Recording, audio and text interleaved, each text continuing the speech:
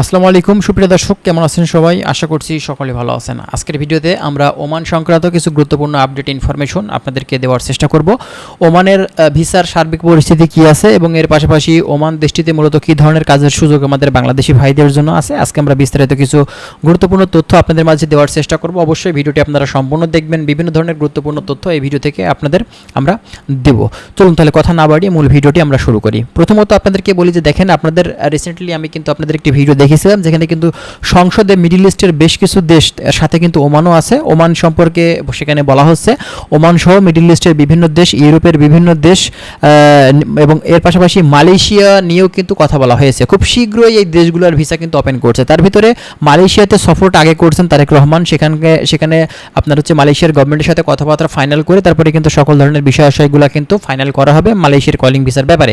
এবং এর পাশাপাশি আমরা আশাবাদী যে বাংলাদেশে ব্যাগ আসার পরে তারা কিন্তু মিডল ইস্টের যে দেশগুলো বন্ধ হয়ে আছে সেই দেশগুলো নিয়ে কাজ করবে। এই কথাগুলোই কিন্তু সংসদে বলেছে যে দেশগুলো বন্ধ হয়ে আছে সেই দেশগুলো তারা খুব শীঘ্রই কিন্তু ওপেন করবে এবং সেই বিষয়গুলো নিয়ে তারা কিন্তু এখন কাজ করছে। তো এটা কিন্তু আমাদের জন্য একটা ভালো সংবাদ, আমাদের জন্য কিন্তু খুশির সংবাদ যে দীর্ঘদিন ধরে যে দেশগুলো বন্ধ হয়েছিল সেই দেশগুলোতে পুনরায় আবারও কিন্তু বাংলাদেশি কর্মীরা সেখানে যাওয়ার কিন্তু সুযোগ পেয়ে যাচ্ছে। আপনারা যদি এখন এই ওমান দেশটিতে যেতে চান সেক্ষেত্রে আপনাদের আসলে করণীয়টা কি আমি আপনাদেরকে বলি যে দেখেন, এই দেশগুলোর এখন পর্যন্ত অফিসিয়াল কোনো আপডেট আসেনি আসলে কবে থেকে তাদের কার্যক্রমটা স্টার্ট করবে। শুধুমাত্র সংসদে বলা হয়েছে যে আপনারা এই দেশগুলো নিয়ে তারা খুব শীঘ্রই কিন্তু ওপেন করার ব্যাপার নিয়ে তারা কাজ করছে, কাজগুলো কিন্তু চলমান আছে। ঠিক আছে, তো আমরা অবশ্যই আপনাদেরকে জানিয়ে দেবো আসলে অফিসিয়াল আপডেট যখন আসে। আর দ্বিতীয়ত কথা হচ্ছে বাংলাদেশ থেকে আসলে এই ওমান দেশটিতে সেখানে গিয়ে কী ধরনের কাজের সুযোগ আছে। কাজের কথা বলতে গেলে বলতে হয় বিশেষ করে বিল্ডিং কনস্ট্রাকশন সেক্টরে mason, tiles mason, still fixer, carpenter, shuttering carpenter, এছাড়াও আরও অনেক ধরনের কাজের কিন্তু সুযোগ এই দেশটাতে আছে। এবং এর পাশাপাশি হোটেল, রেস্টুরেন্ট, এছাড়া আপনি কৃষি কাজ করতে পারবেন মাঝরাতে বাসাবাড়িতে, তারপরে আপনি বিভিন্ন টাইপের ছোটোখাটো ফ্যাক্টরিতে কাজ করতে পারবেন। এছাড়াও আরও অনেক ধরনের কাজের সুযোগ আসলে এই দেশটাতে আছে। আপনারা বাংলাদেশ থেকে সেখানে গিয়ে কিন্তু বিভিন্ন ধরনের কাজ আপনি কিন্তু এখানে গিয়ে করতে পারছেন। বিশেষ করে বাংলাদেশ থেকে মিডল ইস্টে বেশিরভাগ ক্ষেত্রে দেখা যায় বিল্ডিং কনস্ট্রাকশন সেক্টরে কিন্তু আসলে সেখানে যায় এবং সেখানে গিয়ে দেখা যাচ্ছে কাজ করে।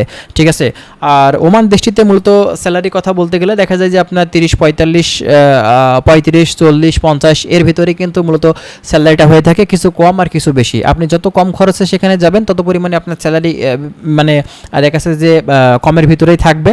আর আবার আরেকটা কথা, সেটা হচ্ছে বেশি টাকা খরচ করলেই যে আপনি বেশি ইনকাম করতে পারবেন ব্যাপারটা কিন্তু তাও না, কারণ এখানে আপনার এজেন্সির উপরে অনেক কিছু ডিপেন্ড করে। অনেক এজেন্সি আছে ফ্রড, বাটপার, এরা দেখা যাচ্ছে খরচ বেশি নাই কিন্তু এমন একটা কাজে সেখানে পাঠায়, সেখানে গিয়ে কিন্তু ইনকামটা কম হয়ে থাকে।